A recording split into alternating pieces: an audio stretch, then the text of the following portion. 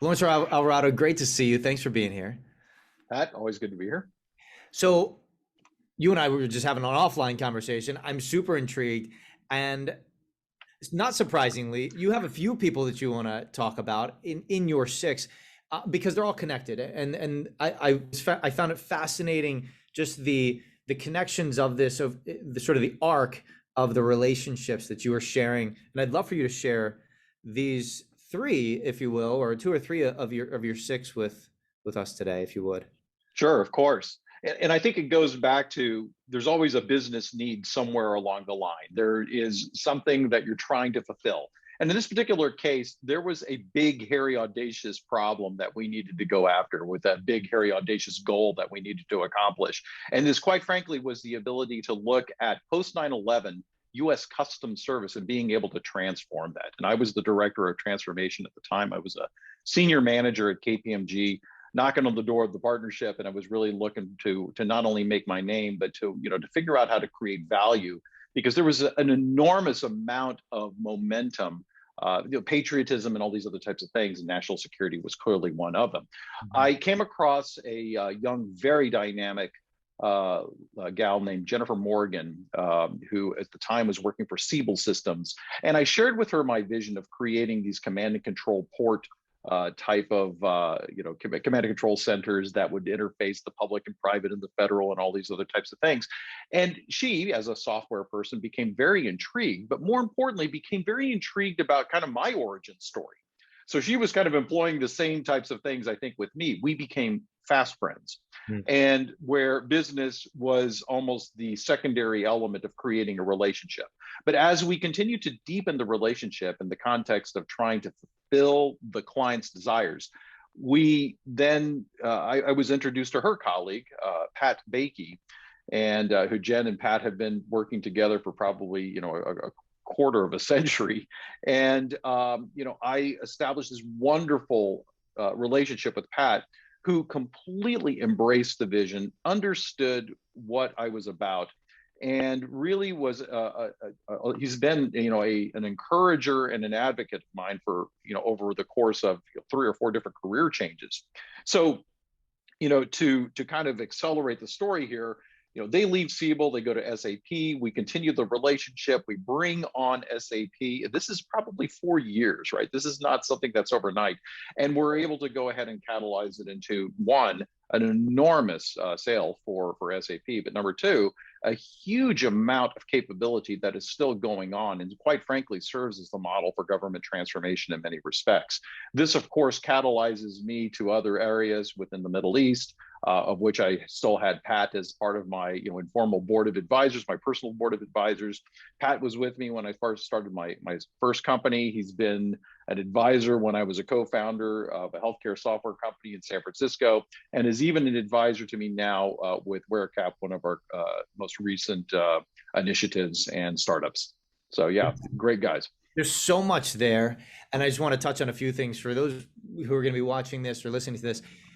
The trust that was transferred from Jen to that you established with her, and then was transferred to Pat as a result of her relationship with Pat, and that's which then allows for a real major account, right? That's a huge sale, SAP, world player, and so that's the first thing that I want people to really hear.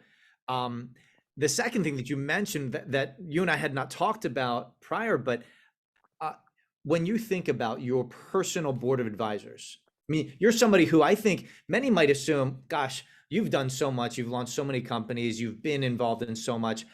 Who does this guy need to advise him? But you still have this board of advisors for yourself. When you think about those people, how many people is that for you these days? Yeah, it's probably five or six, kind of to the point of the book. It's not many. It was not planned, but yeah, that's No, it. it was not planned. It wasn't planned. And just kind of clicking through these things, and based upon 3.5 decades of work, there are those that it's the ones that stick. It's the Mhm. ones that I can pick up the phone 2 years at not even having talked with them, and we pick up immediately where we dropped off. Right. And right, and because we understand the character. We have a tremendous value alignment, and I think that value alignment, kind of solves or fills in the gaps of time. But the Mhm. values will only get stronger, and the wonderful kind of sinusoidal connection points. It almost doesn't matter because the values smooth that out, and we're able to pick things up and then help each other out in however we can. And again, it's not just a one-way thing. I'd like to think, to your point, I think in your book you even talked about reciprocity, and not in the crass sense, but Right. in the true, kind of amicus sense, the friendship sense, the ability to actually care and be vested in the other person's success. And we have that kind of bidirectional vesting, in each other's success. So, that's rare. That's rare to find. And when you find it, you want to hold on to it. Well, and it allows you, and I've just watched you sort of from the sidelines expand on the projects that you can take on, and frankly, if nobody knows Laurance here, just abundant energy, and it feels like you just keep the energy that you have as a result of the relationships and the projects that those relationships empower you to go and do, um, really is an inspiration to me.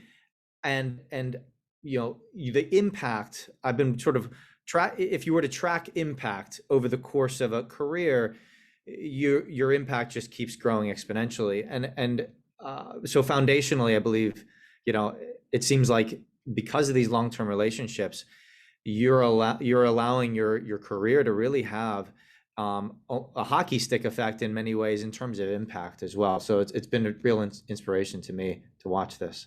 Well, thank you. It's quite humbling, especially from an author of a new book that talks about this. It's, seriously, again, reciprocity. We learn from each other. And, I've had to call you up, not have to, but I've reached out to you because there are things, that you have, different insights that I tremendously value. If you even recall, it's like, hey, we're thinking about this. What do you think about this? And then boom, you're able to just kind of understand it, objectively dissect it, and then give me a couple of three food, pieces of thought. And then, oh, by the way, hey, have you talked to this person? Have you considered this person? Have you, that type of thing.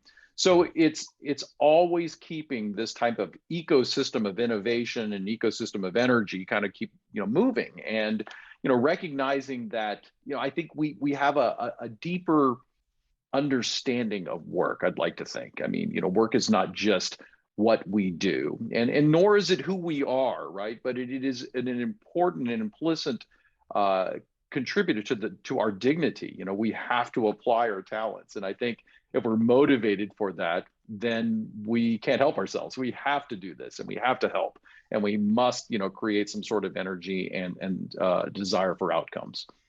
Beautiful. Laurance, thank you. It's been, as always, fantastic to hang out with you a little bit here today. And appreciate you taking the time to read the book and invest into me over the course of so many years. Likewise, Pat, and look forward to a lot more years of it.